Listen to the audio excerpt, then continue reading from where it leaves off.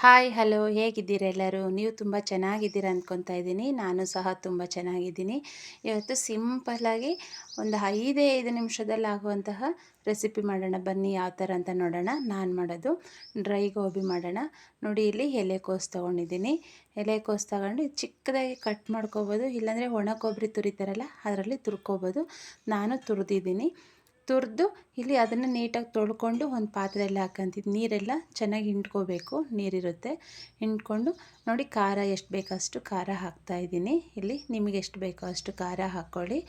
ಮತ್ತು ಹಾಗೆಯೇ ಇದಕ್ಕೆ ಕಾರ್ನ್ಫ್ಲೋರ್ ಹಾಕ್ತಾಯಿದ್ದೀನಿ. ಕಾರ್ನ್ಫ್ಲೋರು ಸಹ ನಾವು ಎಷ್ಟು ಕ್ವಾಂಟಿಟಿ ಕೋಸು ಹಾಕ್ಕೊಂಡಿರ್ತೀವೋ ಅಷ್ಟು ಹಾಕ್ಕೋಬೋದು. ಕಾರ್ನ್ಫ್ಲೋರ್ ಹಾಕ್ತಾಯಿದ್ದೀನಿ. ಆದಮೇಲೆ ನಾನಿಲ್ಲಿ ಕಲ್ಲರ್ಗೋಸ್ಕರ ಏನೂ ಹಾಕಲ್ಲ, ಉಪ್ಪು ಹಾಕ್ತಾಯಿದ್ದೀನಿ. ರುಚಿಗೆ ಎಷ್ಟು ಬೇಕೋ ಅಷ್ಟು ಉಪ್ಪು ಹಾಕ್ತಾಯಿದ್ದೀನಿ ನೋಡಿ. ಹಾಗೆ ಮತ್ತು ಸ್ವಲ್ಪ ಗರಂ ಮಸಾಲ ಹಾಕ್ತಾಯಿದ್ದೀನಿ. ಸ್ವಲ್ಪ ಹಾಕ್ತಾಯಿದ್ದೀನಿ. ನಾನು ಎಷ್ಟು ಕ್ವಾಂಟಿಟಿ ಹಾಕ್ತೀನೋ ಅಷ್ಟಕ್ಕೆ ತಕ್ಕಾಗೆ ಗರಂ ಮಸಾಲ ಹಾಕ್ತಾಯಿದ್ದೀನಿ. ಸ್ವಲ್ಪ ಹಾಗೆ ಚಿಕನ್ ಮಸಾಲ ಸಮೇತನೂ ಹಾಕ್ತಾಯಿದ್ದೀನಿ. ಚಿಕನ್ ಮಸಾಲ ಹಾಕಿ ಲಾಸ್ಟಿಗೆ ನೋಡಿ ಕಸ್ತೂರಿ ಮೇಥಿ ಹಾಕ್ತಾಯಿದ್ದೀನಿ ಈಗ ಸ್ವಲ್ಪ. ಯಾಕಂದರೆ ಎಲ್ಲ ಹೋಮ್ ಮೇಡ್, ನಾನು ಹೊರಗಡೆಯಿಂದ ಏನೂ ತಂದಿಲ್ಲ. ಇದು ಮೈದಾ ಹಾಕಿದ್ದೀನಿ. ಮೈದಾ ಹಾಕೋ ಸ್ಕಿಪ್ ಆಗಿದೆ ಇಲ್ಲಿ. ಮೈದಾನ ಸ್ವಲ್ಪ ಹಾಕಿ ಎಲ್ಲ ಈ ಥರ ಕಲಿಸ್ಕೊಂಡಿದ್ದೀನಿ. ನೀರಿನ ಅವಶ್ಯಕತೆ ಇರಲ್ಲ, ನೀರು ಅದರಲ್ಲೇ ಇರುತ್ತೆ, ತೊಳೆದಿರ್ತೀವಲ್ಲ ಅದರಲ್ಲಿ ನೀರು ಬರುತ್ತೆ ನೋಡಿ. ಎಲ್ಲ ಕಲಸಿ ಈ ಥರ ಚಿಕ್ಕದಾಗೆ ನಾವು ಬೋಂಡಾ ಥರ ಹಾಕ್ಕೋಬೇಕು.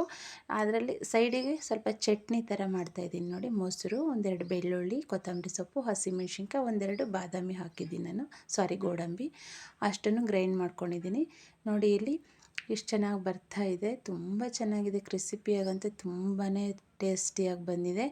ಸಿಂಪಲ್ಲಾಗಿ ಮಾಡ್ಕೊಬೋದು ಕಣ್ರಿ, ಇದು ತುಂಬ ಈಸಿ. ನಾವು ಹೊರಗಡೆ ಎಲ್ಲ ಔಟ್ಸೈಡು ಕೆಮಿಕಲ್ ಹಾಕಿರ್ತಾರೆ, ಫುಡ್ ಕಲರ್ ಹಾಕಿರ್ತಾರೆ, ಮತ್ತು ಆಯಿಲ್ ಇವತ್ತು ಕರೆದಿರೋ ಆಯಿಲಲ್ಲೇ ನಾಳೆನೂ ಅದರಲ್ಲೇ ಕರೀತಾರೆ. ಅನ್ಹೆಲ್ದಿ ಥರ ಅಂದ್ಕೊತೀವಿ. ಮಕ್ಕಳಿಗೆ ತುಂಬ ಹೆಲ್ದಿ ಇರುತ್ತೆ, ತುಂಬ ಟೇಸ್ಟಿನೂ ಇರುತ್ತೆ. ಈವ್ನಿಂಗ್ ಸ್ನ್ಯಾಕ್ಸಾಗಿ ತುಂಬ ಚೆನ್ನಾಗಿರುತ್ತೆ ರೆಸಿಪಿ.